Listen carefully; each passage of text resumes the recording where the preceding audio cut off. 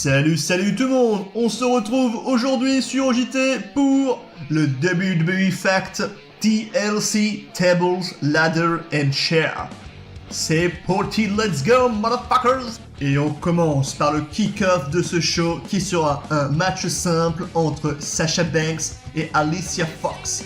Déjà ça fait plaisir de revoir Alicia Fox en pay-per-view. Donc c'est une rivalité assez récente entre les deux, qui a débuté après le Fatal 5-Way match qui allait affronter Asuka. Et Banks a pris vraiment le dessus de cette rivalité, donc il y a peut-être moyen que Alicia Fox l'emporte, mais je miserai quand même sur une victoire de Sasha Banks.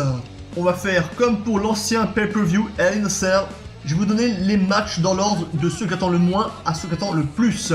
On commence par donc le match qui attend le moins, c'est le Tag Team Match Cruiserweight entre Cedric Alexander et Rich Swann contre Kendricks et Gallagher. Déjà ce match, comme je ne suis pas 205 Live, je ne sais pas d'où il sort, donc je peux pas vous en dire grand chose. Mais j'ai misé sur une victoire des Heels, victoire de Brian Kendrick et Jack Gallagher. Et on continue à présent avec un match simple pour le Cruiserweight Championship entre le nouveau champion Kalisto et l'ancien champion Enzo Amore. Donc pour ce match, je vais pronostiquer une victoire de Enzo Amore parce que cet homme-là, je ne l'apprécie pas beaucoup, mais il fait vendre énormément et il maintient la division Cruiserweight à flot financièrement. Donc je pense que la WWE va faire que Enzo redevienne champion, même si ça ne me plaît pas beaucoup. On enchaîne tout de suite avec un match simple entre Asuka et Emma. Donc, on a une championne féminine, invaincue depuis, je crois, plus de 190 matchs, qui va affronter une superstar féminine qui gagne quasiment aucun de ses matchs, donc le suspense est entier. C'était du sarcasme. Une victoire pour Asuka facile, et je pense que le match ne va pas durer longtemps. Asuka va bien commencer dans le roster principal, et j'espère qu'ils vont pas la gâcher comme ils ont pu gâcher Bayley ou d'autres superstars. Victoire de Asuka. Et on continue avec toujours un match simple entre The Demon King et Sister Abigail. Oui, enfin Bray Wyatt a montré son vrai visage, le visage de Sister Abigail. Je trouve que le personnage est plutôt, je dirais pas ridicule, mais il n'est pas très bien fait.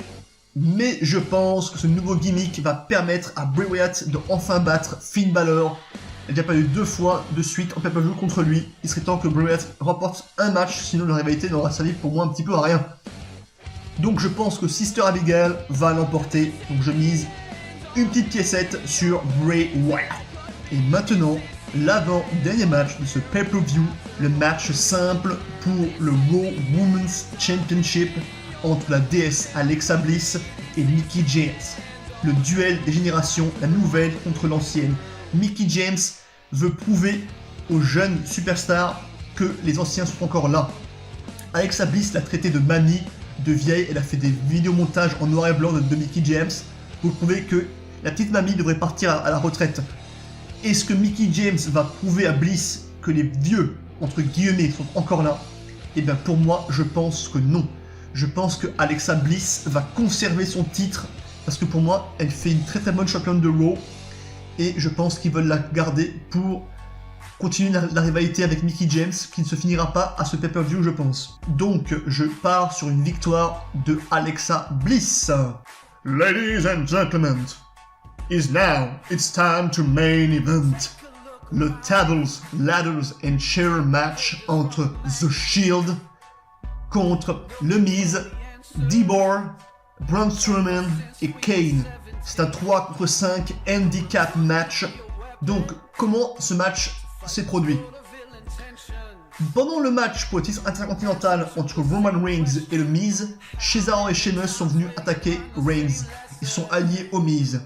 Donc, on partait sur un 3 contre 3. Puis, le Shield a attaqué Braun Strowman, il a fait une triple powerbomb sur la table des commentateurs, donc Strowman a été rajouté au match. Et au dernier Raw, le Miz voulait encore un coéquipier, et il fallait que Braun Strowman batte Roman Reigns dans un Steel Cage match pour ajouter ce 5e homme qu'on ne savait pas qui c'était encore. Et pendant le match, The Red Big Machine Kane a fait son retour et a attaqué Roman Reigns pour faire gagner Braun Strowman, ce qui fait qu'il est ajouté au match. Donc ce match envoie vraiment du lourd. C'est le seul match à stipulation de ce pay-per-view. Le retour enfin du Shield, putain ça c'est bon quand même, contre donc ces 5 autres superstars.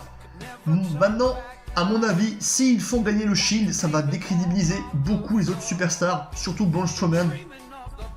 Mais je pense quand même qu'ils vont le faire, même si ça ne me plaît pas beaucoup. Moi j'aurais fait perdre le Shield et j'aurais fait gagner le Shield au Survivor Series par exemple. Donc je vais quand même miser sur une victoire du Shield, parce que c'est le grand retour de cette équipe mythique. Et je pense mal qu'ils vont les faire perdre tout de suite. Donc victoire du Shield. Donc pour résumer, je suis déçu de la carte de TLC. Pour moi il n'y a pas assez de stipulations. Par exemple, au dernier TLC qu'avait fait SmackDown, il y avait eu 4 matchs à stipulation, rappelez-vous. Le ladder match entre Dolph Ziggler et The Miz, le chair match entre Kalisto et Baron Corbin, le table match Women's entre Becky Lynch et Alexa Bliss, et le fameux TLC match entre AJ Styles et Dean Ambrose. Là franchement, Raw, je sais pas ce qu'ils ont fait, ils ont trop voulu centrer la carte sur le match du Shield, et donc ils ont enlevé les champions par équipe, le champion intercontinental. C'est un peu mauvais, et surtout, une fois de plus, Brock Lesnar, ce trou du cul, là, monsieur, il est champion universel, son titre, il ne le défend pas. Donc je suis vraiment déçu de la carte. Et vraiment, le seul match qui m'intéresse, c'est le main event. Le reste, je suis pas épais. Voilà, je suis vraiment déçu de la carte qui, pour moi, est très très mauvaise. J'espère que les matchs seront bons, sinon, franchement, on va se faire chier jusqu'au main event. C'est mon bilan pour ce pay-per-view. Et vous, êtes-vous satisfait de la carte? Avez-vous aimé cette vidéo?